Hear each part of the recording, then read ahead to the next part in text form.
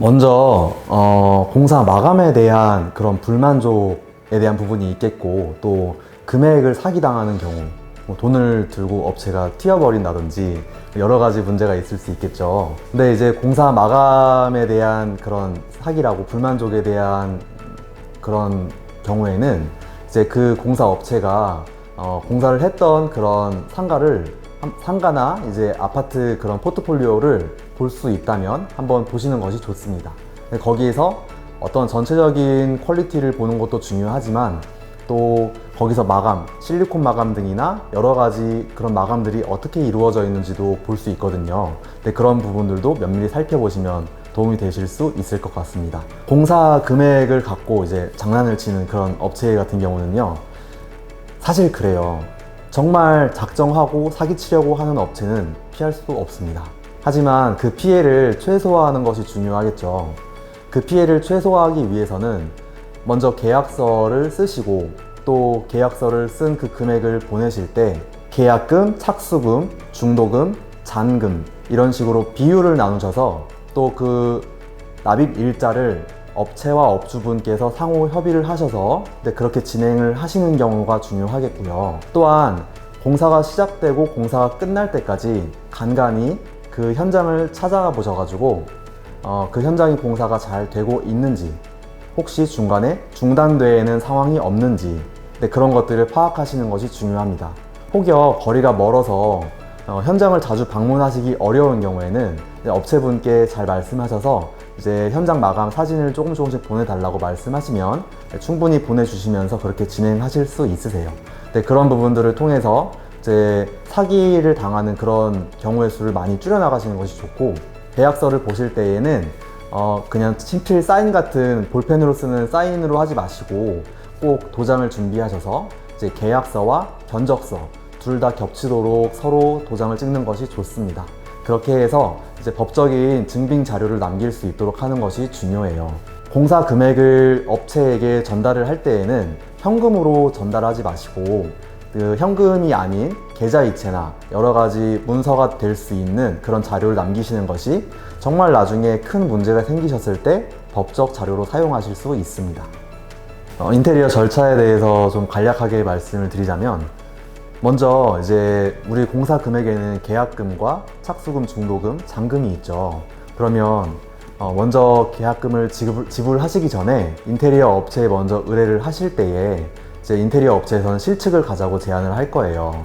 그러면 같이 이제 실측을 진행하신 후에 이제 업체에서는 도면을 준비를 하실 텐데, 도면을 받아보시기 전까지, 또 견적 금액을 받아보시기 전까지 계약금을 내지 않으셔도 괜찮습니다. 그 부분은 계약금은 도면과 또한 견적서가 완전하게 이제 통과가 된 후에 이제 그 후에 지불하시는 걸 협의하셔도 괜찮아요. 도면이 나오고 그다음에 견적서가 나온다고 바로 계약금을 지불하시는 것이 아니라, 그 도면이 마음에 들지 않는다거나 그 평면 안에 여러 가지 플랜이 있을 수 있는데, 그 플랜 안에 정말 만족스러운 결과물이 나올 때까지 그 차수가 도면 1차, 2차, 3차 혹은 4차가 되기까지 여러 번의 수정을 거치시고, 또 견적 금액도 정말 그 업주분께서 합리적이라고 생각하는 그런 금액에 맞춰지기까지 계속 협의를 해보시면서 조정을 하시고, 그게 완전히 이루어진 이후에 이제 계약금을 지불하시는 것이 맞습니다. 계약금을 지불하신 이후에는 이제 공사가 언제 시작이 되고 언제 마무리가 될지에 대한 그런 협의 사항도 서로 충분히 협의를 하시고, 그리고 필요하다면, 또 가능하다면 3D에 대한 그런 내용도 빠질 수 없겠죠. 도면만 보고 이 공간이 어떤 그림이 나올 수 있는 공간인지 판단하는 것은 참 어려운 부분이 많습니다.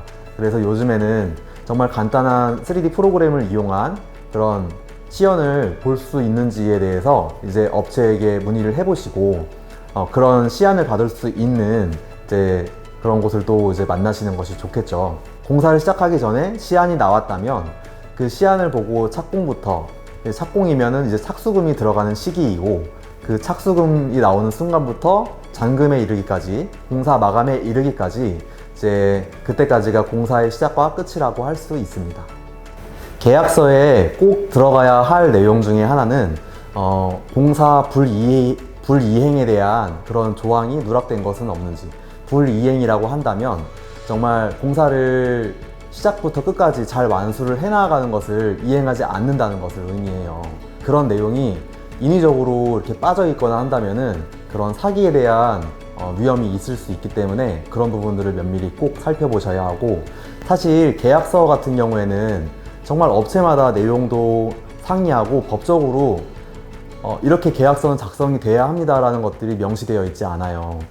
하지만 정말 그런 계약서가 필요하실 때에는 저희 그 흑조를 통해서 저희가 전달을 해드릴 테니 그 계약서를 한번 사용해 보시면 좋을 것 같습니다. 먼저는 이제 공사 금액에 대한 비율은 사전에 업주분께서 그걸 정하시는 것이 아니라 일반적으로는 업체에서 프로테지를 나눠 가지고 설정을 해 놓는 경우가 많습니다.